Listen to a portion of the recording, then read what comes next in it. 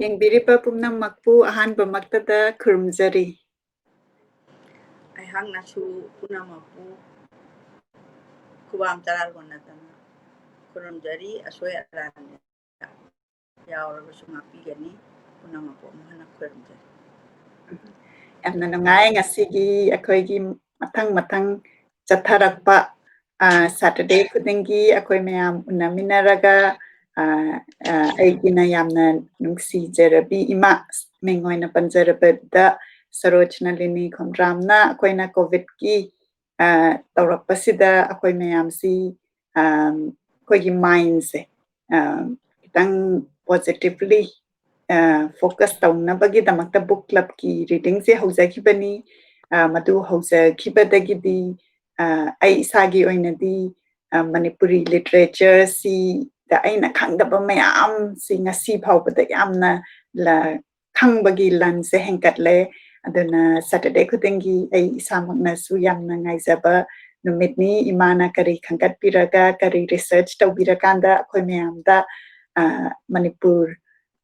ꯒꯤ ꯌꯥꯝꯅ ꯔꯤꯆ ꯑꯣꯏꯔꯕ ꯂꯤꯇꯔꯦꯆꯔꯁꯤꯗ ꯀꯔꯤ ꯄꯥꯕꯤꯒꯗꯣꯏꯅꯣ ꯍꯥꯏꯕꯗꯣ ꯑꯗꯣ ꯉꯁꯤ ꯌꯦꯡꯕꯤꯔꯤꯕ ꯄꯨꯝꯅꯃꯛꯅ ꯀꯗꯥꯏꯗꯒꯤ ꯌꯦꯡꯕꯤꯔꯤꯅꯣ ꯍꯥꯏꯕꯗꯨꯁꯨ ꯈꯪꯍꯟꯕꯤꯔꯛꯎ꯫ ꯀꯔꯝꯅ ꯇꯧꯕꯤꯔꯤ? ꯍꯧꯖꯤꯛ ꯀꯣꯚꯤꯗꯀꯤ ꯁꯤꯆꯨꯋꯦꯁꯟꯁꯤꯗ ꯑꯗꯨꯝ ꯃꯥꯒꯤ ꯂꯥꯏꯅꯥꯁꯤ ꯁꯟꯗꯣꯛꯔꯛꯄꯅꯤꯅ ꯆꯦꯛꯁꯤꯟꯅ ꯂꯩꯕꯤꯌꯨ꯫ ꯑꯗꯨꯒ ꯀꯔꯝ ꯇꯧꯕꯤꯔꯤ ꯍꯥꯏꯕꯗꯨꯁꯨ ꯀꯃꯦꯟ ꯇꯧꯕꯤꯔꯛꯎ꯫ ꯑꯗꯣ ꯃꯁꯤ ꯍꯥꯏꯔꯒ ꯏꯃꯥꯗ ꯑꯩ ꯉꯁꯤꯒꯤ ꯄ꯭ꯔꯣꯒ꯭ꯔꯥꯝ ꯑꯁꯤ ꯁꯤꯟꯅꯖꯔꯒꯦ꯫ ꯏꯃꯥꯕꯨꯁꯨ ꯑꯃꯨꯛꯀ ꯍꯟꯅ ꯈꯨꯔꯨꯝꯖꯔꯤ꯫ ꯄꯨꯝꯅꯃꯛꯄꯨ ꯑꯃꯨꯛ ꯍꯟꯅ ꯈꯨꯔꯨꯝꯖꯔꯤ꯫ ꯉꯁꯤꯒꯤ ꯄꯥꯖꯒꯗꯧꯔꯤꯕ ꯌꯥꯝꯅ ꯑꯩꯉꯣꯟꯗ ꯑꯉꯛꯄ ꯑꯃꯅꯤ ꯍꯥꯏꯅ ꯑꯩ ꯂꯧꯖꯩ꯫ ꯃꯔꯝꯗꯤ ꯍꯥꯟꯅ ꯄ꯭ꯂꯥꯟ ꯁꯨꯛꯇꯧ ꯇꯧꯗꯕ ꯑꯗꯨꯒ ꯈꯟꯕ ꯑꯗꯨꯒ ꯍꯧꯖꯤꯛ ꯍꯥꯏꯔꯤꯕ ꯏꯕꯨꯡꯉꯣ ꯑꯩꯒꯤ ꯏꯅꯥꯎ ꯁꯔꯆꯥꯟ ꯑꯃꯈꯛꯇꯪ ꯏꯃꯥꯒꯤꯁꯤ ꯌꯥꯝ ꯐꯖꯕ ꯑꯣꯏꯕꯗꯨꯗ ꯀꯥꯏꯅ ꯈ꯭ꯋꯥꯏꯗꯒꯤ ꯂꯦꯇꯦꯁ ꯆꯍꯤꯁꯤꯒꯤ ꯃꯍꯥꯛꯀꯤ ꯖꯄꯥꯟꯒꯤ ꯑꯩꯈꯣꯏꯒꯤ ꯅꯥꯒꯥꯁꯥꯀꯤꯒꯤ ꯃꯣꯃꯣꯟ ꯃꯤꯅꯣꯛ ꯑꯩꯅ ꯑꯃ ꯄꯥꯔꯨꯔꯕ ꯃꯗꯒꯤꯗꯤ ꯑꯩꯗꯤ ꯃꯗꯩꯗꯨꯗ ꯑꯗꯨꯝ ꯑꯩ ꯃꯁꯤ ꯑꯝꯇꯗꯤ ꯄꯥꯔꯃꯤꯁꯟ ꯑꯩ ꯏꯅꯥꯎ ꯏꯕꯨꯡꯉꯣꯒ ꯏꯅꯥꯎꯅꯨꯄꯤ ꯑꯩ ꯕꯤꯃꯥꯕꯇꯤꯒꯗꯒꯤ ꯂꯧꯈꯤꯒꯦ꯫ ꯀꯔꯤꯒꯤꯅꯣꯅ ꯍꯥꯏꯕꯗ ꯄꯥꯔꯃꯤꯁꯟ ꯍꯥꯏꯕꯒꯤ ꯋꯥꯗꯤ ꯍꯥꯏꯔꯤꯕꯁꯤ ꯌꯥꯝ ꯂꯦꯇꯦꯁ ꯑꯣꯏꯕꯅ ꯂꯥꯏꯔꯤꯛ ꯐꯣꯡꯕꯗꯤ ꯑꯩ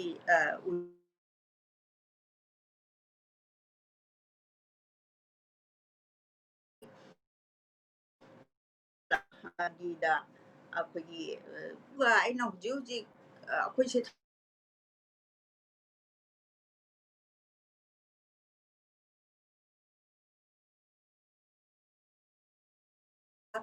ꯃꯥꯟꯅꯗꯤ ꯀꯩꯁꯨ ꯅꯨꯡꯉꯥꯏꯇꯦ꯫ ꯂꯥꯏꯅꯥ ꯂꯥꯏꯆꯠꯒꯤ ꯃꯅꯤꯄꯨꯔꯒꯤꯗꯤ ꯃꯤ ꯂꯩ ꯑꯃꯠꯇ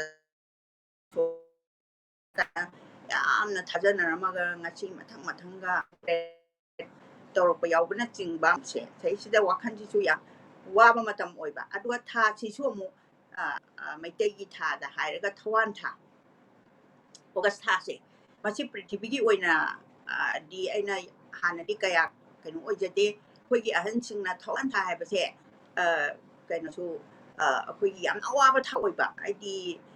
ꯃꯁꯤꯁꯤꯗ ꯐꯧ ꯆꯦꯡ ꯂꯣꯏꯁꯜꯂꯛꯄ ꯅꯦꯆꯔꯅ ꯀꯔꯤꯝꯐꯧ ꯇꯧꯗ꯭ꯔꯒꯁꯨ ꯐꯧ ꯆꯦꯡ ꯂꯣꯏꯁꯜꯂꯛꯄ ꯑꯗꯒꯤ ꯄꯩꯁꯥ ꯂꯩꯔꯛꯇꯕ ꯍꯨꯔꯥꯟ ꯆꯤꯟꯊꯤ ꯀꯜꯂꯛꯄ ꯃꯤꯁꯤꯡꯁꯤꯇꯪꯗꯨ ꯂꯩꯇꯥꯅ ꯍꯦꯛ ꯂꯩꯕ ꯉꯝꯗꯕꯒꯨꯝꯕ ꯑꯗꯨꯒꯨꯝꯕ ꯊꯥꯁꯤ ꯃꯅꯨꯡꯗ ꯂꯣꯏꯅ ꯑꯣꯏ ꯍꯥꯏꯕꯗꯤ ꯅꯠꯇꯦ, ꯑꯌꯥꯝꯕꯅ ꯁꯤꯒꯨꯝꯕꯁꯦ ꯑꯣꯏꯕ꯫ ꯑꯗꯨꯅ ꯍꯧꯖꯤꯛꯀꯤ ꯊꯋꯥꯟꯒꯤ ꯊꯥꯁꯤꯒꯤ ꯃꯅꯨꯡꯁꯤꯗꯩꯁꯤꯗ ꯌꯥꯝꯅ ꯅꯣꯛꯈꯤꯕꯒꯤ ꯀꯩꯅꯣꯔꯣꯝꯗ ꯆꯪꯗꯕꯤꯗ ꯑꯩꯅ ꯁꯨꯝ ꯊꯤꯔꯛꯄꯗ ꯅꯥꯒꯥꯁꯥꯀꯤ ꯍꯤꯔꯣꯁꯤꯃꯥ ꯅꯥꯒꯥꯁꯥꯀꯤꯗ ꯕꯣꯝ ꯊꯥꯗꯕ ꯍꯥꯏꯁꯦ ꯑꯩꯈꯣꯏ ꯄꯨꯝꯅꯃꯛꯅ ꯑꯥꯏꯗꯤꯌꯥ ꯑꯃꯗꯤ ꯎꯔꯨꯗ꯭ꯔꯒꯁꯨ ꯈꯪꯖꯕ ꯍꯥꯏꯕꯗꯤ ꯃꯗꯨꯗ ꯇꯥꯈꯤꯕ ꯕꯣꯝꯁꯤꯅ ꯉꯁꯤ ꯐꯥꯎꯕꯗ ꯁꯣꯏꯅꯥꯏꯔꯕ ꯀꯌꯥ ꯂꯩ꯫ ꯃꯤꯠ ꯇꯥꯡꯕꯅ ꯇꯥꯡꯕ, ꯀꯦꯟꯁꯔ ꯅꯥꯕꯅ ꯅꯥꯕ ꯄꯨꯝꯅꯃꯛ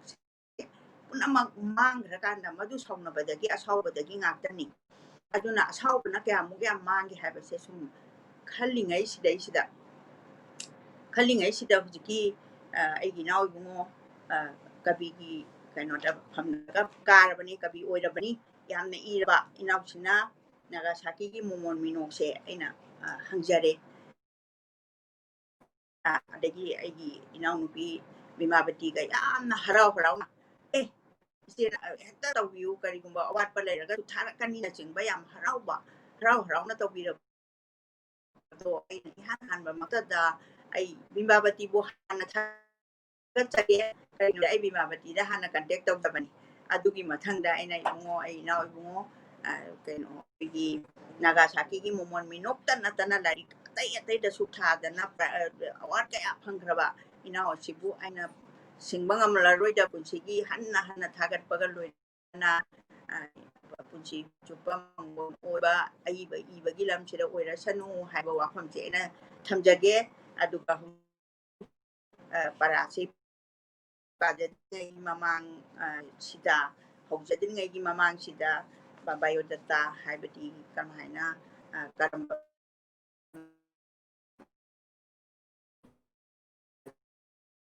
ꯐꯦꯕ꯭ꯔꯨꯋꯥꯔꯤꯒꯤ ꯇꯥꯡ 18 ꯄꯤꯕꯤꯔꯣꯏ ꯗ 1864 Saratchand Thiyamse ꯄꯣꯛꯄꯅꯤ ꯑꯗꯨꯒ ꯀꯗꯥꯏ ꯃꯐꯝꯗꯅꯣ ꯍꯥꯏꯕꯗ ꯑꯩꯈꯣꯏ ꯏꯝꯐꯥꯜꯗꯅꯤ ꯃꯅꯤꯄꯨꯔ ꯑꯗꯨꯒ ꯁꯤꯅ ꯀꯣꯜꯕꯟ ꯂꯨꯀ꯭ꯔꯥꯝꯗ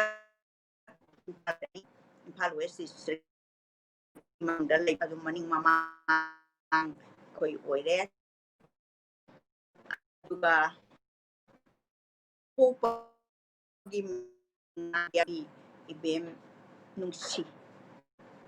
ꯑꯗꯨꯒ ꯃꯥꯒꯤ ꯏꯃꯨꯡ ꯃꯅꯨꯡꯒꯤ ꯃꯤꯡꯅ ꯕꯤꯃꯥꯕꯇꯤ ꯊꯤꯌꯥꯝ ꯑꯣꯡꯕꯤ ꯑꯗꯣ ꯃꯥꯁꯨ ꯁꯣꯔꯠ ꯁ꯭ꯇꯣꯔꯤ ꯔꯥꯏꯇꯔ ꯑꯗꯨꯒ ꯃꯥꯒꯤ ꯏꯕꯨꯡꯉꯣꯁꯤꯒꯤ ꯃꯆꯥ ꯏꯕꯦꯝꯃꯒꯒꯤ ꯃꯆꯥ ꯏꯕꯦꯝꯃ ꯑꯅꯤ ꯑꯃꯅ ꯁꯅꯥꯊꯣꯏꯕꯤ ꯊꯤꯌꯥꯝ ꯑꯗꯨ ꯑꯃꯅ ꯑꯦꯊꯦꯅꯥ ꯑꯅꯤꯁꯤ ꯃꯆꯥ ꯏꯕꯦꯝꯃ ꯑꯅꯤꯁꯤ ꯂꯩ educational educationda diploma in electrical engineering aduga employment assistant engineer water resource department government of Manipur occupation aidi mana writer oina language non Manipuri English nationality Indian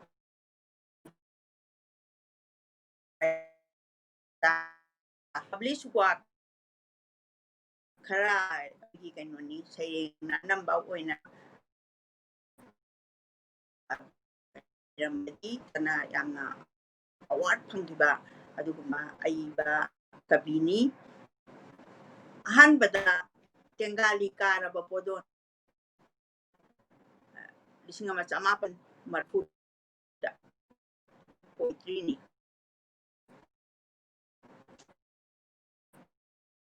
aduga dai lisinga machamapan marfu ma iba Africa poetry ni lisinga machamapan modraw hundoy hajilakpa isingi manakta sina langkoy wari ni lisinga machamapan modraw mari yumling daba singi yum poetry ni lisinga ni amada nungsibi gris langkoy wari ni lisinga ni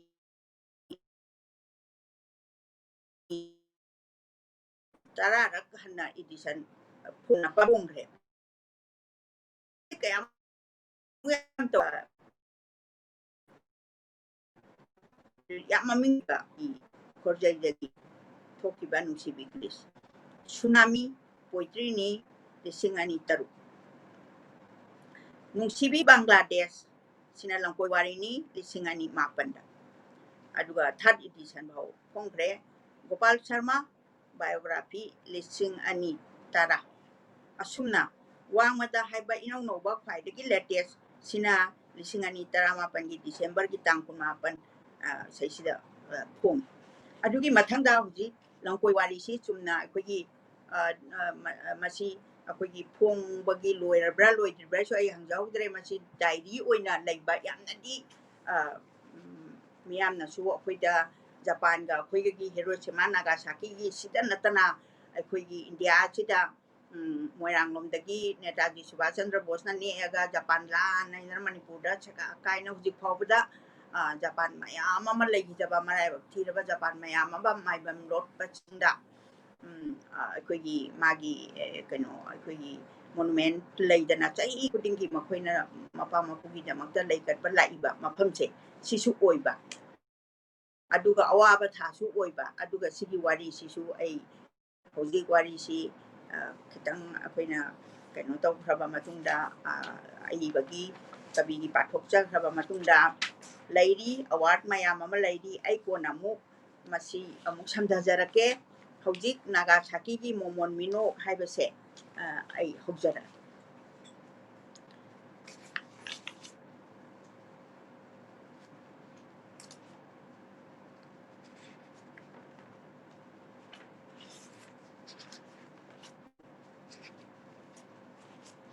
Nagasaki momon minok Saratchand Thiyam. Nagasaki da thungkiba numito February 3rd, 2020 ningthokaba numit. Haneda airport dagi Nagasaki airport yaunanapa.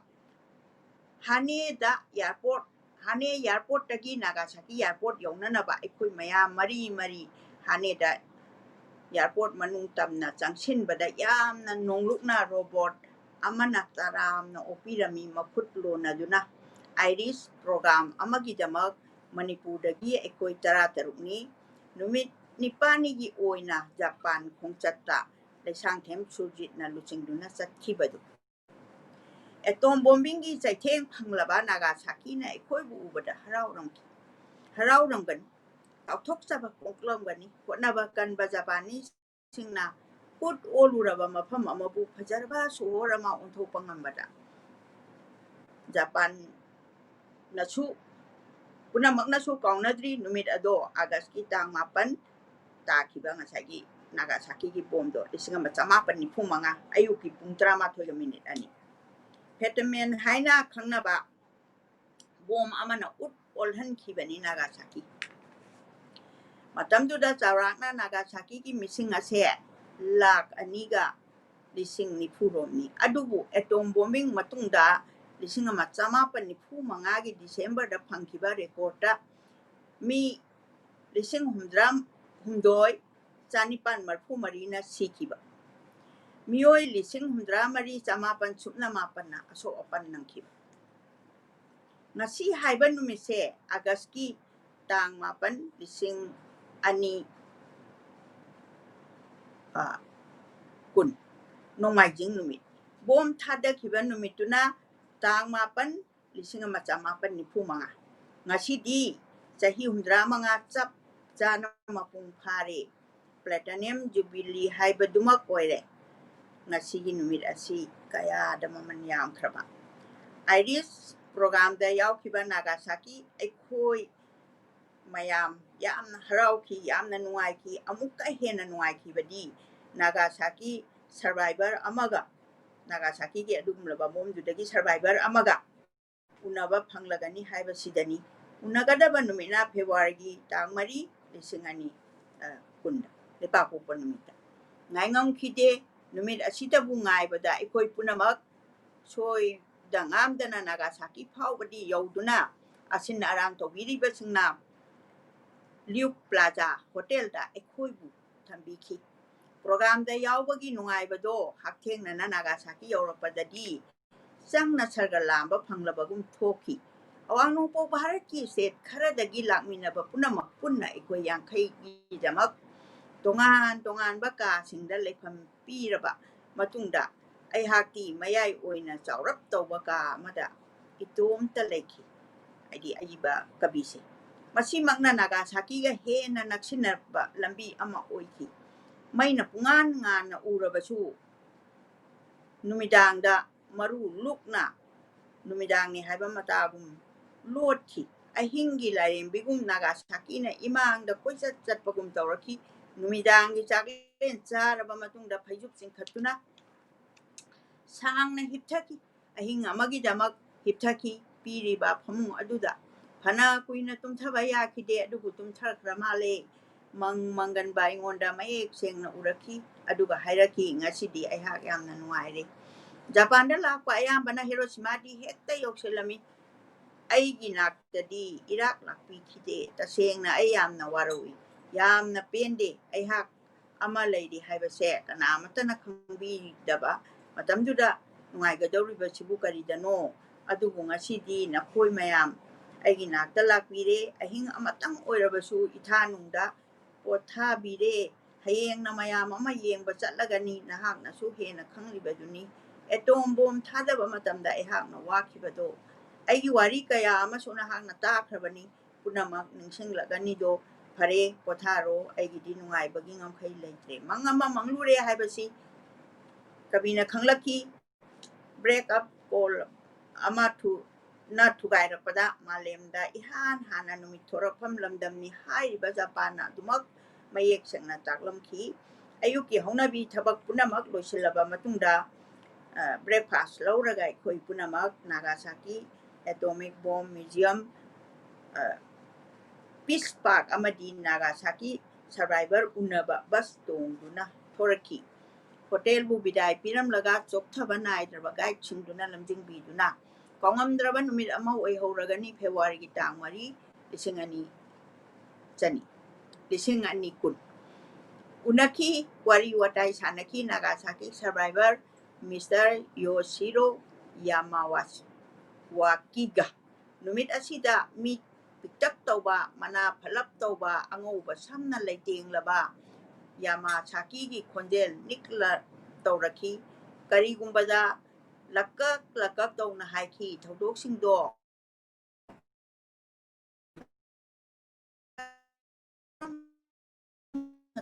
nikhiba adudagi kap law bagi khonjel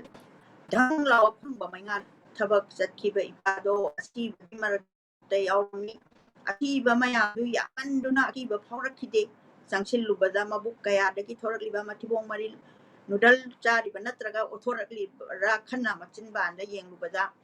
tin mayam asigi tongda oirakpa heat wave ki phol radiation effect angakpani aikoi gi matamdugi punsi hojiksu aihakti cancer patient ama oiri Yamawaki gi wari asi nali kita ki batani adubo koi mayam changduna haki damak koi lady na haki damak koi na che na kon bi hi yam chol bi chaki ba mayam chalu thungri ba mayam duna nungsi na khut chokna na aiha su lengyan phi ama diary amaga khudol tawki aiha mahaka loina na photo kaya namina rakhi Mahaku nungsina bidai piram laga ikoi mayam pa da thoraktuna Nagasaki gining bat thunghanji library changduna haki nungsi bigriski translation amasung Odananda Kumar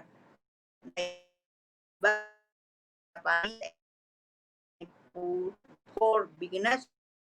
haibase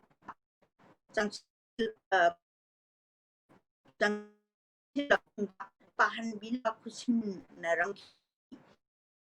hangla nungsi bigriska Japan kari mari leina bagi haina ari yawba lamai adu hangdoktuna utki Hiroshima gi sadako pis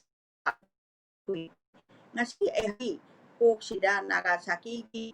amu hapsillare ngasi Nagasaki gi atomic bombing gi sahi humra mga chana phar matam ni malemgi mafam kaya ko pari thalak lising gi Tokyo game dasu COVID-19 kre asimak Manipur yauratuna si bawai le Japan da dis dorakta na bakkan hotna hui hotchu hotnari si koina yamna muna tasila kanda hujuji kilaina la sigi maramda kitang yamna phai haina moral ma pi haina jai ba ina magi oina laina laichat asina thohlaba leipa una magi makok ta US na lady Bharat na ahum subada lady Japan na yankai subada na lising ni puma thoiga chama kuma pimunda lising amaga kunithoi di asimya ta takre ꯍꯧꯖꯤꯛꯇꯤ ꯑꯅꯧꯕ case ꯑꯃꯠꯇ ꯂꯥꯛꯈꯤꯗ꯭ꯔꯦ ꯖꯄꯥꯟꯗ Irish programme ꯒꯤꯗꯃꯛ ꯅꯨꯃꯤꯠ 9ꯅꯤ ꯂꯩꯔꯝꯂꯒ ꯌꯨꯝ ꯌꯧꯔꯛꯈꯤꯕꯗꯣ ꯐꯦꯕ꯭ꯔꯨꯋꯥꯔꯤꯒꯤ ꯇꯥꯡ 8ꯗꯅꯤ ꯃꯇꯝꯁꯤꯗ ꯌꯥꯝ ꯀꯟꯅ ꯉꯥꯡꯅꯔꯛꯏ ꯀꯣꯚꯤꯗꯀꯤ ꯃꯔꯝꯗ ꯑꯗꯨꯕꯨ ꯏꯌꯥꯔꯄꯣꯔꯠꯇ ꯗꯤ ꯍꯪꯕꯗꯤ ꯍꯪꯂꯛꯏ ꯑꯦꯅꯤ ꯄꯦꯁꯦꯟꯖꯔ ꯐ꯭ꯔꯣꯝ ꯆꯥꯏꯅꯥ ꯆꯞ ꯃꯥꯟꯅꯅ ꯍꯦꯛ ꯊꯨꯡꯕꯒ ꯕꯤꯔ ꯇꯤꯀꯦꯟꯗ꯭ꯔꯖꯤꯠ ꯏꯟꯇꯔꯅꯦꯁꯅꯦꯜ ꯏꯌꯥꯔꯄꯣꯔꯠꯇꯁꯨ ꯍꯦꯛ ꯊꯨꯡꯕꯒ ꯂꯥꯏꯕꯛꯁꯦ ꯐꯅ ꯌꯥꯝꯅ ꯀꯨꯠꯂꯝꯂꯒꯅꯤ ꯇꯦꯝꯄꯔꯦꯆꯔ ꯒꯟꯅ ꯀꯥꯞꯄꯗ ꯇꯥꯡ 19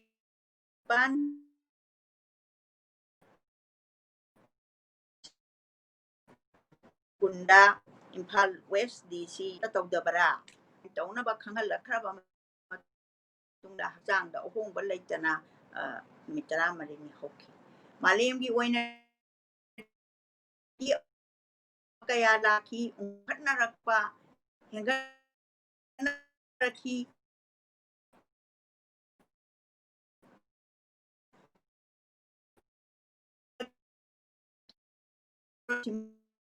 amuk Nagasaki ki wari ngasidi amukka hena ningsingda nupa amakak yawado hatchui chini amachu chano Fujitana haraujakiba mikupto mache tana tugai kibase August ki tang 8 1995 machanupi ahal hatchu amachung chanogi kairaba thamoibu kanana tamjinbi mangani mathang mapuroiba machanubi yaima ahum subi mari subi nga subi amasung naitom poksaba machanupa mitsude chatti lairiba machamasung mapuroiba kainarabi chanona aibu kari oirasike haina laokiba wahedi ngasisu ninduna lehori Yamashitagi warisu karamna kawangamgani Nagasaki atomic bomgi matung 1993 September 18 Yamashita Taibangpan Fauraki masa kingna horaklabasu 1964 April 10 physical education gi class amada mahak makok ngawki masen ma uraki masa soktaraki maram asina mayumda nganlaktuna apobida paudamlaba matungda mayumnakta leiba clinic amada tubada Juzenkai hospital refer tauraki April tang kontrada chaurana khangle liu kemiana nari haiba amuka tu khangle mahakuina punchiroi haiba bawachi tabada mahaku egi luna to Oja Marito hospital da Ojabu ubada Yamashitana Hayaki Oja Haki Pau se Indo Male Haksang di Pat se Sindo Patari Male Abu Adabadi Sayola Matung school car Bangangani like I'm turning the Adumari blood cancer Yana Satiba Mananare Aduna Oja Equi midterm examination di kaya wali bagi Oja Zaman hanging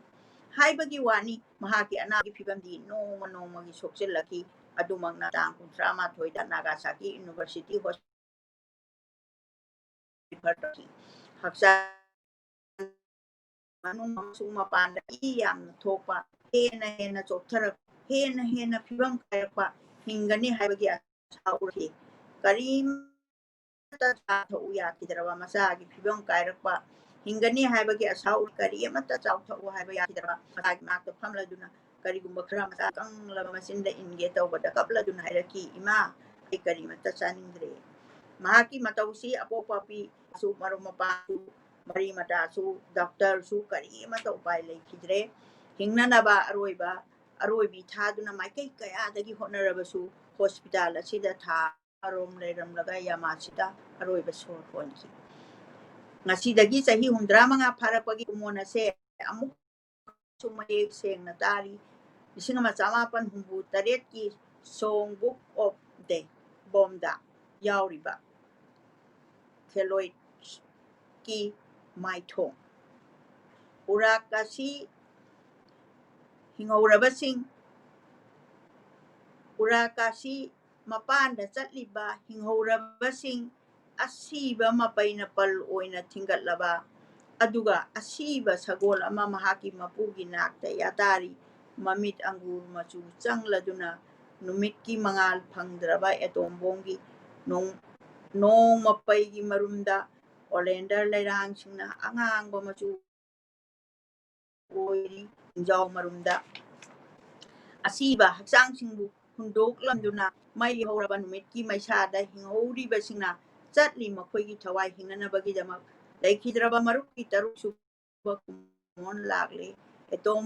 ꯕꯣꯝꯒꯤ ꯂꯥꯏꯅꯥꯒꯤ ꯂꯥꯏꯌꯦꯡ ꯂꯩꯇꯦ ꯍꯥꯏꯕꯗ ꯃꯍꯥꯛ ꯊꯧꯔꯤ ꯌꯥꯟꯈꯤꯕꯅꯤ ꯂꯣꯏꯖꯔꯦ ꯋꯥꯔꯤꯒꯤ ꯁꯔꯨꯛꯇꯤ ꯑꯗꯨꯒ ꯁꯩꯔꯦꯡꯗ ꯑꯩꯅ ꯈꯤꯇꯪ ꯆꯠꯊꯖꯔꯕꯗ ꯈꯨꯠ ꯊꯥꯖꯕ ꯁꯩꯔꯦꯡꯗ ꯈꯨꯠ ꯊꯥꯖꯕ ꯅꯣꯡꯄꯣꯏ ꯋꯥꯔꯤ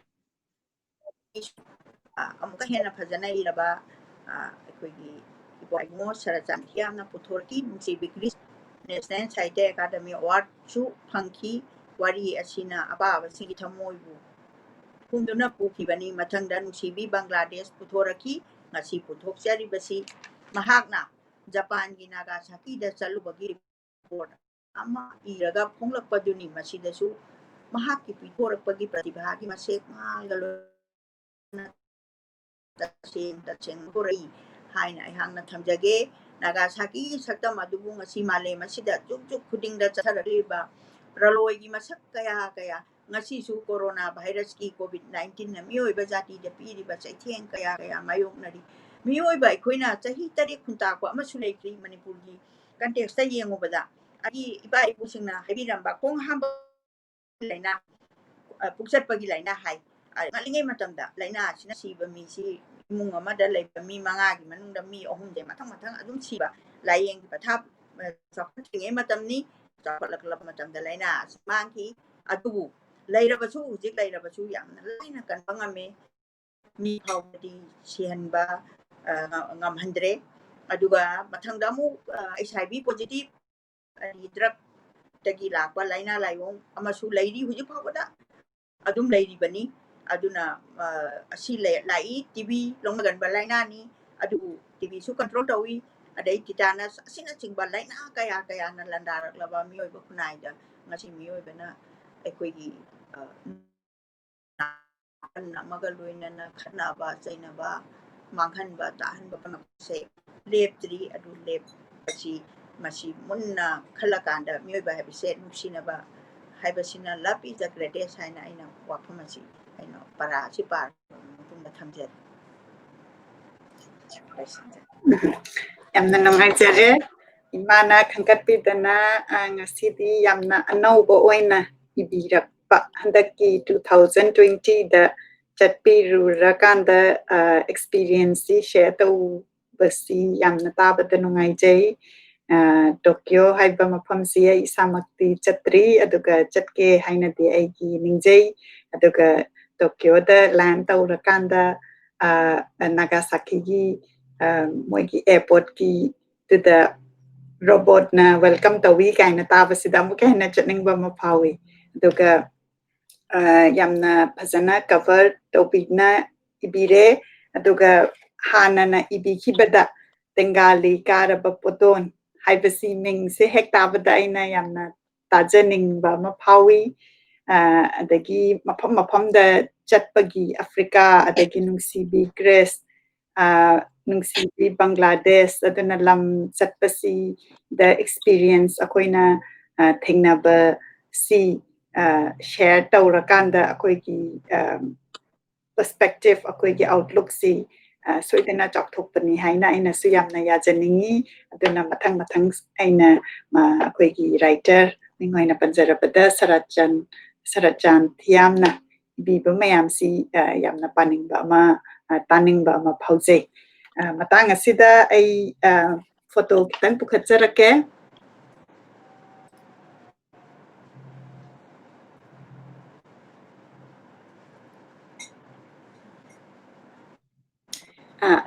ꯑꯁꯤꯒꯤ ꯄ꯭ꯔꯣꯒ꯭ꯔꯥꯝ ꯑꯁꯤꯗ ꯄꯥꯊꯣꯛꯈꯤꯕ ꯅꯥꯒꯥꯁꯥꯀꯤꯒꯤ momon minok by Saratchand Thiyam ꯑꯩꯈꯣꯏꯒꯤ ꯔꯥꯏꯇꯔꯒꯤ ꯄꯤꯛꯆꯔꯅꯤ ꯑꯗꯨꯒ ꯉꯁꯥꯏꯒꯤ ꯍꯧꯖꯤꯛꯀꯤ ꯑꯥꯔꯇꯤꯀꯜ ꯔꯤꯗꯤꯡ ꯏꯃꯥꯅ ꯄꯥꯈꯤꯕꯁꯤ, ꯃꯁꯤꯒꯤ ꯀꯚꯔꯦꯖꯅꯤ꯫ ꯃꯊꯪꯗ ꯑꯩꯈꯣꯏꯒꯤ ꯁꯩꯔꯦꯡ ꯑꯁꯤ ꯏꯕꯤꯔꯛꯄ ꯅꯨꯡꯁꯤꯕꯤ ꯕꯪꯒ꯭ꯂꯥꯗꯦꯁ ꯀꯤ ꯃꯣꯃꯣꯟ ꯃꯤꯅꯣꯛ ꯕꯥꯏ ꯁꯔꯠꯆꯥꯟ ꯊꯤꯌꯥꯝ ꯑꯩꯈꯣꯏꯒꯤ ꯔꯥꯏꯇꯔꯒꯤ ꯄꯤꯛꯆꯔꯅꯤ ꯑꯗꯨꯒ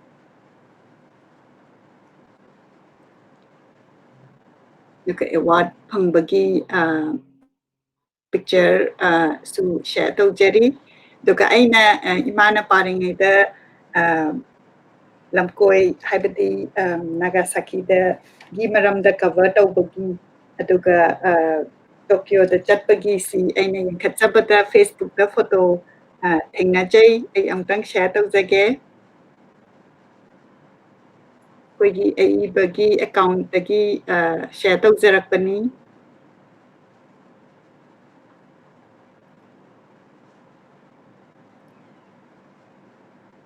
dagi sisu Nagasaki gi phazaraba mafam asida aihak ti ngau ngau re haina ibirai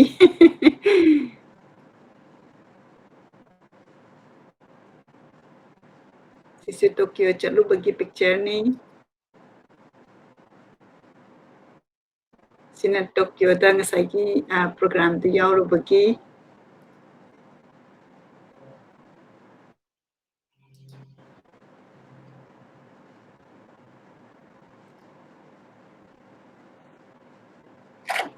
yamna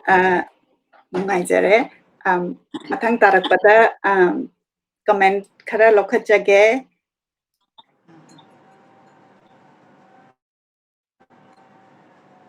yengbiriba pumnamakku thagachari Baneshwari na khurumjari haina ibirai Arif Aribam na Manipur dagi yengzari khurumjari ima amadi cheche Bemcha Devi from Delhi Baneshwari na hoi che hapta khudingi wari amamam tajabasi yamna nungai haina ibirai yamna yaningba wafamni haibadi akoina ngasi yengo akoina kaukhraba haiba tare ko akoigi mind sida amuk remind taubirakpa etombong sina thadarakanda magi awabase hauzik phau ningsingnariba adagi magi miyoibada piba adagi amuka hena akoida khalhanbada adugi khanbada yamna imana khangkatpiraktana ngasi share tawbasina akoigi lan ama oire adagi Arif na ngasidi imagi net tattaba oisanu haina haibirai Resi Sinana khurumjari imai bema bu thangmaiban Imphal-da mityeng tajari haina haibirai nganthoi laisram na khwairakpam chauba naina bi khrabo iche naina dradi matang chabada naina bira u haina haibirai ado masi imada kitang supplement tawnaba hangjage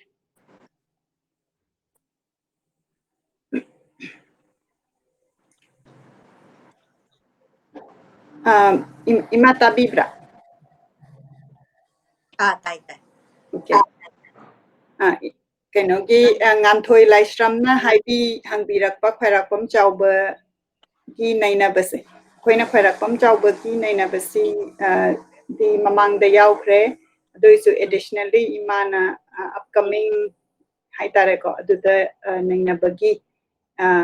request tawrakpasigi matangda amtang haibi matangdo karamba sarungo haito amta aina okay akini matang haibati exactly khwairakpam chauba ama oinadi mahase khwaidagi Manipurgi ahanba essay writer hai essay da adubu mana khut tharambadi saireng aduga novel bangla aduga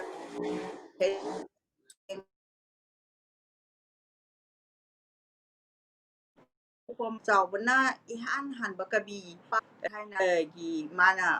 kubam oi badana tana bengal hana oli tamiri ambadagi Manipuri lon email da hapna nabagi da makta tamnabagi da to hona kiba adugumba kabido adu pharakam chaubani adu mahana lari chemuk laitadana satra macha kaina mana warenga se iraga adagi ꯑꯩꯈꯣꯏꯒꯤ ꯃꯦꯗꯤꯀꯦꯜꯒꯤ ꯃꯔꯝꯗꯒꯁꯨ ꯑꯗꯨꯃꯥꯏꯅ ꯏꯔꯀꯥꯟꯗ ꯑꯉꯥꯡꯒꯤ ꯁꯦꯂꯦꯕꯁꯇ ꯌꯥꯎꯍꯟꯈꯤꯕ ꯌꯥꯝ ꯆꯥꯎꯔꯕ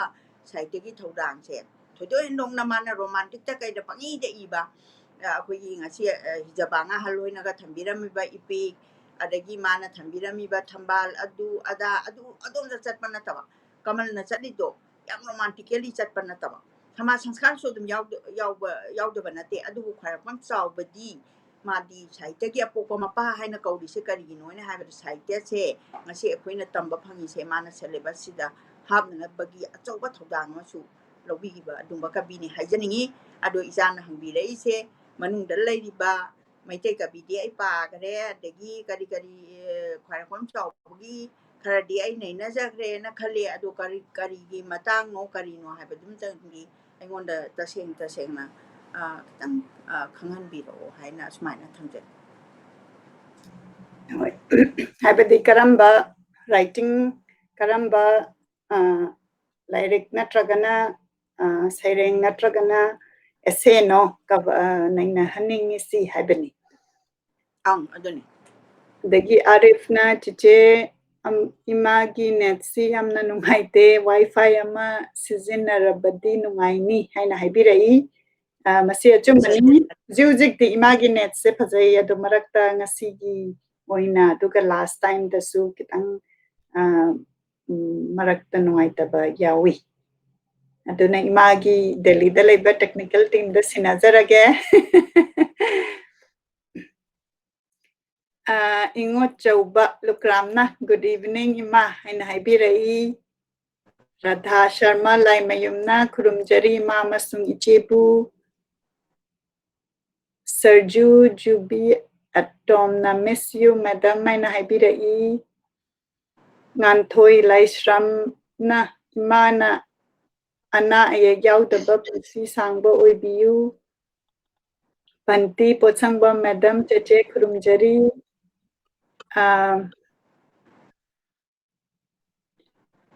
ꯏꯟꯗ꯭ꯔꯙꯅꯨ ꯌꯦꯡꯈꯣꯝꯅ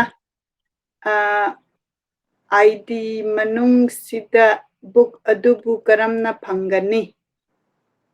ꯍꯥꯏꯅ ꯏꯕꯤꯔꯛꯏ book ꯍꯥꯏꯕꯁꯤ ꯉꯁꯤꯒꯤ ꯄꯥꯊꯣꯛꯈꯤꯕ ꯁꯤ ꯑꯣꯏꯕꯤꯔꯕ꯭ꯔꯥ ꯃꯁꯤꯗꯤ ꯏꯃꯥꯅ ꯄꯟꯕꯤꯈꯤꯕꯗ ꯕꯨꯛ ꯑꯣꯏꯅ ꯐꯣꯡꯕꯗꯤ ꯅꯠꯇꯦ ꯍꯥꯏꯅ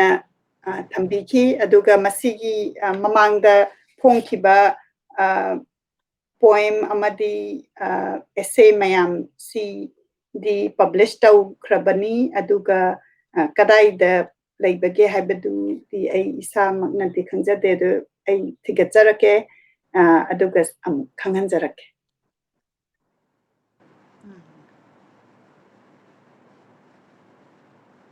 ꯑꯗꯒꯤ ꯑꯩꯅ ꯌꯥꯝꯅ ꯅꯨꯡꯉꯥꯏꯖꯕ ꯑꯃꯅ ꯁꯣꯝꯒꯤ ꯔꯤꯗꯔꯁꯤꯅ ꯀꯗꯥꯏꯗꯒꯤ ꯃꯦꯁꯦꯖ ꯇꯧꯕꯤꯔꯛꯏꯕꯅꯣ ꯍꯥꯏꯗꯣ ꯈꯪꯍꯟꯕꯤꯔꯛꯎ ꯃꯅꯤꯄꯨꯔꯗ ꯑꯣꯏꯔꯒꯗꯤ ꯃꯅꯤꯄꯨꯔꯗ ꯑꯅꯧꯕ ꯕꯨꯛ ꯁ꯭ꯇꯣꯔ ꯊꯣꯛꯂꯛꯄ ꯑꯗꯨꯒ ꯑꯦꯗꯚꯔꯇꯥꯏꯖꯃꯦꯟ ꯇꯧꯕ ꯁꯦꯌꯔ ꯇꯧꯕ ꯑꯩꯈꯣꯏꯒꯤ ꯐꯥꯏꯟꯗꯤꯡ ꯗ ꯚꯣꯏꯁ ꯀꯝꯃ꯭ꯌꯨꯅꯤꯇꯤꯗꯁꯨ ꯑꯗꯨꯝ ꯑꯩꯈꯣꯏꯒꯤ ꯕꯨꯛ ꯀ꯭ꯂꯕ ꯕꯨꯛ ꯁ꯭ꯇꯣꯔ ꯃꯌꯥꯝꯅ ꯁꯦꯌꯔ ꯇꯧꯕꯤꯔꯛꯄꯁꯤ ꯎꯕꯗ ꯌꯥꯝꯅ ꯅꯨꯡꯉꯥꯏ ꯑꯩ ꯏꯁꯥꯃꯛꯅ ꯃꯅꯤꯄꯨꯔꯗ ꯂꯩꯔꯤꯉꯩꯗꯗꯤ ꯑꯩꯈꯣꯏꯅ ꯃꯅꯤꯄꯨꯔꯒꯤ ꯕꯨꯛ ꯁ꯭ꯇꯣꯔꯁꯦ ꯌꯥꯝꯅ ꯂꯩꯕ ꯃꯇꯝ ꯑꯣꯏꯈꯤꯗꯕꯅ ꯑꯣꯟꯂꯤ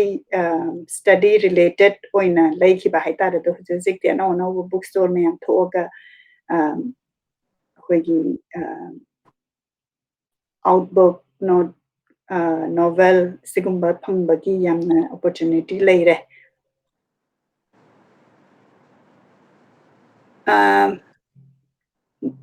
ꯉꯥꯝꯕꯤ ꯅꯥꯎꯔꯦꯝꯅ ꯏꯕꯤꯔꯛꯏ ꯑꯩꯒꯤ ꯃꯔꯨꯞ ꯁꯔꯠꯆꯥꯟ ꯊꯤꯌꯥꯝ ꯏꯌꯥꯝꯕ ꯌꯨꯝꯂꯦꯝꯕꯝ ꯏꯕꯣꯝꯆꯥ ꯑꯃꯁꯨꯡ ꯑꯩꯈꯣꯏ ꯑꯍꯨꯝ ꯄꯨꯟꯅ ꯁꯥꯍꯤꯇ꯭ꯌ ꯑꯦꯀꯥꯗꯃꯤꯒꯤ ꯇ꯭ꯔꯥꯚꯦꯜ ꯒ꯭ꯔꯥꯟ ꯃꯈꯥꯗ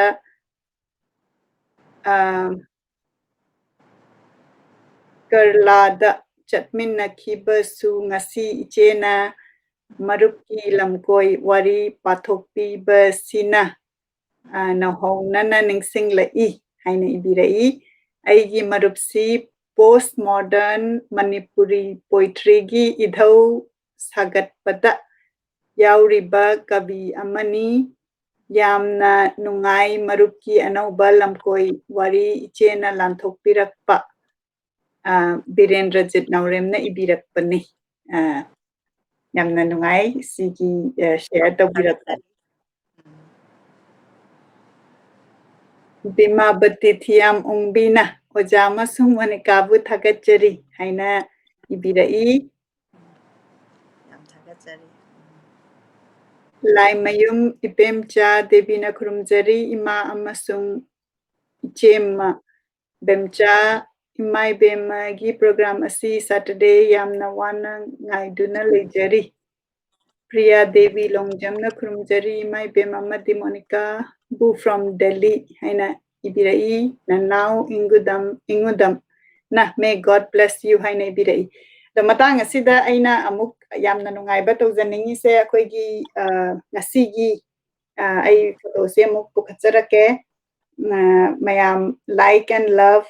taunaba same sabiro akoina akoigi ngasigi khangatchaba writer asida akoigi thagachari akoigi gratitude amtang utminasi ado akoi virtual world da leirabanina aina photo se pukhatcharakpada love and like se amtang khubiduna amtang nambirau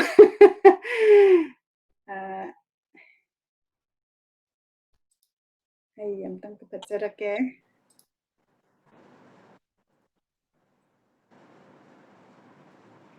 mayam amtang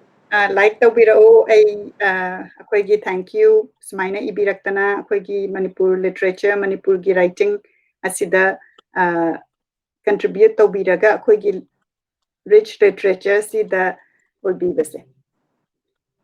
mayamna love and like thabira isi amta yengbiyu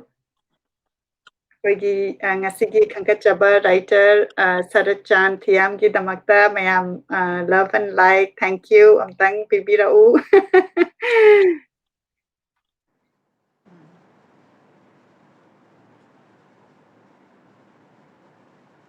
thank you so much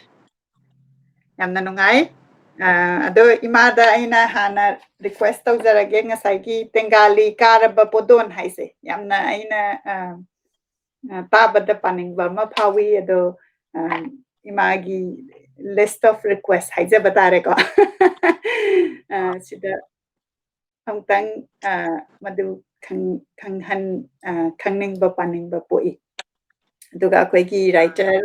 Saratchand Thiyam mingwaina panjarabada yamna thagatpa utsari sumaina share tawbidana lam chatlubasigi maramda ibiraga akhoi mayamda khanghanbibagi damakta aduga i khriba mayam si su akhoina amuk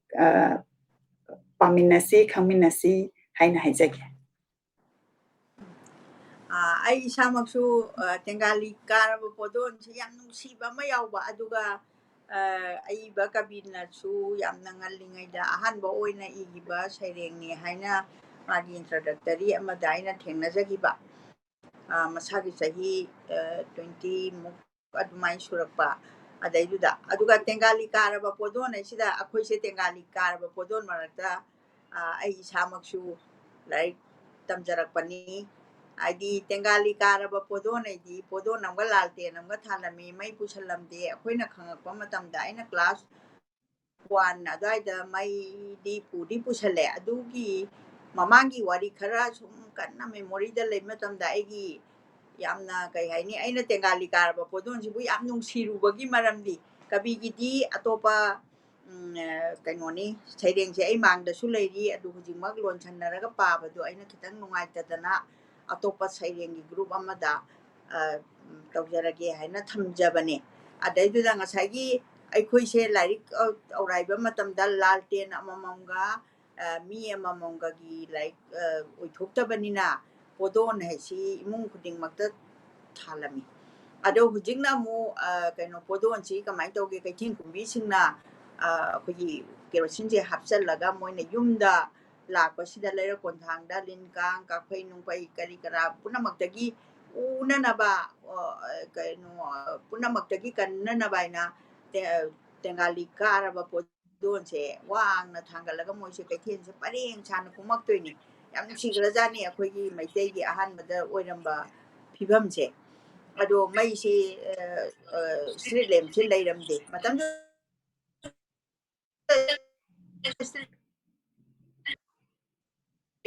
mona leibiba isu ka keno pambomda kongkhati phurit ama ahanba phurisidi angang oringida yam adum lilaga leiningbado chabre yengo haibedagi chum song tong chana badagi nungdang oi chale hayeng homework tawna baina tawba matam sida charawan thoga egi mama ton ton ba tandan naina aina kawi sports ta yamna maming chathibani Khomdram Suren mana ngang oringai masu aiga aingondagi mana handoi si chahi mapan tara admandi han batare aduna aina ngang oringai mena ma kitang chokhatba aduda angang larik takpiu ko haraga ibani di chak tap tang charawan thoga phaktu tharingni adu akhoi yumjau dugi akhoi kainoni nak tha haiba tare akhoi kaino che akhoi maming se akhoi huju ki mirona khangamaroi phamen haiba mane mangchok haiba ne nak tha haiba ne adu nak tha sida akoina phamen da karaga kana guma angang mana like tawna de ahan gini amna lai gi mafam dawna akoina khallaga thamjai phamen da ka khallaga kana su phamde yungi ahan oibadu natta aduna mangchok hai milaga adugi degi kitang amuk thaidaraga nak tha hai nak tha duda phak segai ai bauri phak tu ana kainoga angang oringai ni masu ado aduda aigi larik takpina baina ibani mai makoi ki onchannaraga adai di chara walu rabanina ibani se larik tu da mai su khumjallaga tumgraba jani ada ngasai podondo aduna ngasai gi yumjau gi mangon du di ho nan se yar condition haib jare khajan da banina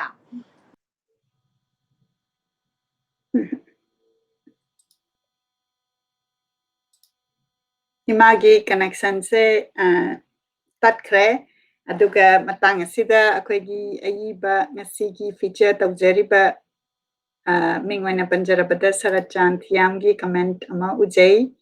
thagachari Oja amadi Monica haina ibirakpa akoigi program asida writer masamakna ngasi tabi haibasi tabada ubada amuka hena nungaiba ma pokchai aduga mayam public nasu tabi ningangani ai isana ngasigi akoigi program asigi thongda request tawjari akoigi program sida lakpiyu aduga share tawbiyu aina yamna khangjaningi adongi writing adongi experience mayamda soidana share tawbiyu haidana ai haijage aduga imagi connection se mugla do imagi camera dom tang sembiyu imagi camera do ulta oire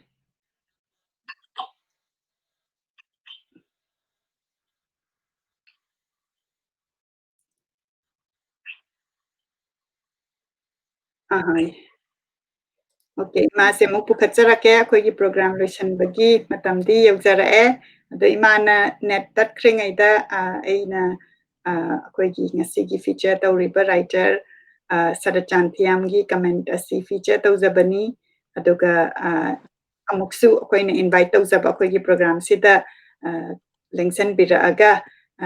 share tawbiyu adongi wari adagi akoi adongi voice tajaningi haina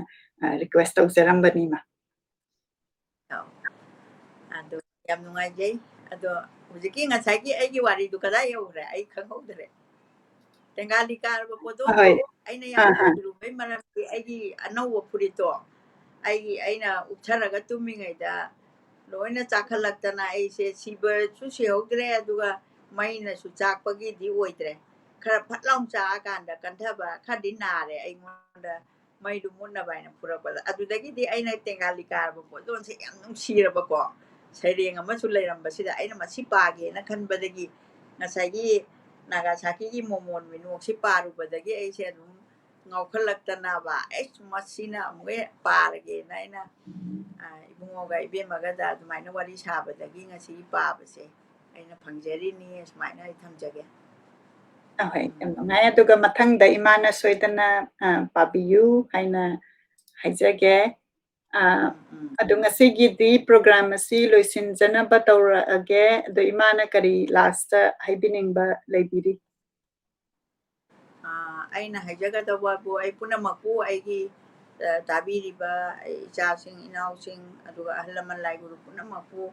ai hangna wamtang tara lonana aina kurumjari hayamukhi hafta dasu adumak lengbirau aduga yamna nungaiba amasu aingonda phaujai aduga loinana aikoina ngasi tawriba awaba prithibigi tawraiba awaba mayamse akoina miga laiga samnaringeigi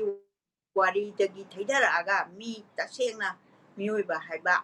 aidi akogi mitki wari du dagi am thaidaraga na akogi wari si lakma matamda yamna awa ba nature na piba saitheng yuar habada yung kyan haiba adagi accident da piba saitheng mi si yam chonba akoi mioiba haibse aduna masai sida aina ama haijaning base kalakpa mi hoba sauningba aduga saubadagi manga ibani ngasi Japan na mangi basi second world war da sagi Hiroshima Nagasaki gi natana Manipur da Japan the akogi yaurai bani moirang yaurai bani aduga moi mapa mapusi loina maksiratana sara hendana moi chaningai thangningai leitadana makogi mangon si legidaba haiba tare matamduda moi imphal yauna di karakpa ngamkhidaba adu maibam lukajing sida mogi aroiba panthung oiba nambon phawbadi yorai hai ima aigi lekhidraba ibem bongnasu yamna libirami Japan lan haise smain tawi matamdudadi akoise lai sugasu Japan na lan tawi si Canada no koi mayuktara kaino British na di moi singbanina ko Japan si noi mathakta lan tawbani haluka haibujani dumai tawdana khangdabadagi kaya ama awaba nangraba adugumba leibak to aduna ngachidi prithibigi kwaidagi chawkhatpa huji pandemic oiraba anaba sida India na ahumda lei US na isa ai Monica na leiba leipak US sina ahambane ye phasne ye akoi aina leijariba India sina tharne ye adoiragadi Japan di 50 da leiri se karigi noina haibada Japan na moigi discipline thaksi khaji se moigi leibak sida punamakdagi tajaruba aduga chatluba punamakdagi adagi cinema kaya yengubadagi karidagi moigi wari se masida moigi discipline sima di prithibina tan manga maroidaba discipline duna maram oidana tawmo haiba thabak si tawdaba moi tawmo haiba thabak si tawdaba dagi ne ba ngasi moina kano asugumba laina lai chatsida akoigi in the same time da Manipurdana karigidamata kano pikraba leibakda mi asomdagi lai haina hai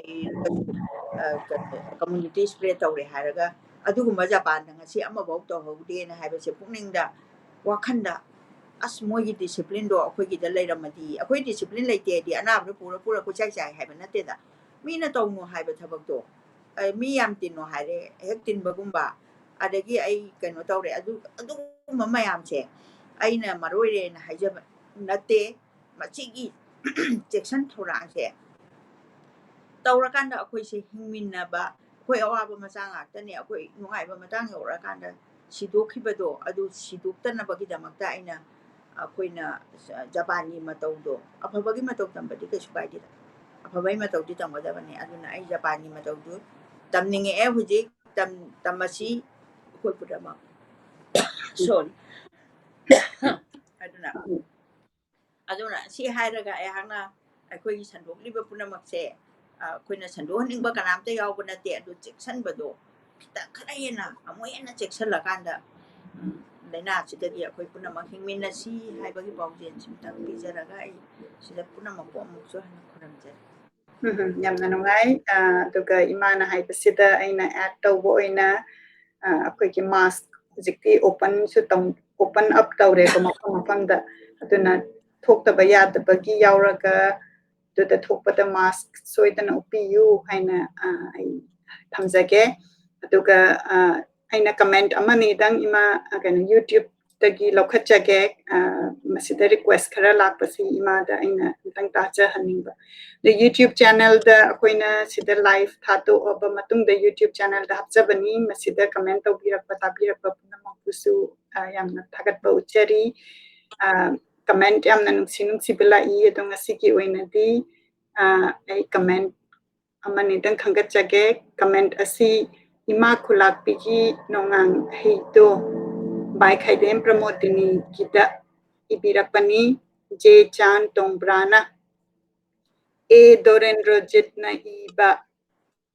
Kansa Buddha Haiba Epic 2 Pabira Diam Nanungai Jani Haina Haibirai Adagi Adu Hoi Habi Habiyu Maka Satabir. Nate Aina Imada Adugi request Tom Tang Kangan Jalimba. Oh, Kang Sabadatu Yamna Kainoni Asoba Kaino Oibani, I say the later Gasuka. I give pandemic, see Loy Gibamatanda like to swim Pangni, who's using Motadi, Kang Sabadatu Yam Chawanina, Tarak Roy. I do Sigi Papa, see the Miam that Kanganjaning Bamanane. Masagi tangkak wina nataba audience lebih bapuna maksina masagi kain ipik amma parba matam darloi hodaba adagi hayeng na kanano karino habdu khangdabanina aina story dagi saireng dagi yamna meaningful oiba kabisingsina thambiramba adagi huji machin tung khalaiba kabisingsina ibiriba potsingse sida knowledge da kitang kanagadra Kanjabani, ado aina adugumba karigumba mayamgi ningba thunganbani aigi pandamdi mayamna tabiriba pabiri aduga listener ko viewer punamaki ai ningba thungba duneba aigi pandamdi toigumba sung masai kang saboda singasi kanodo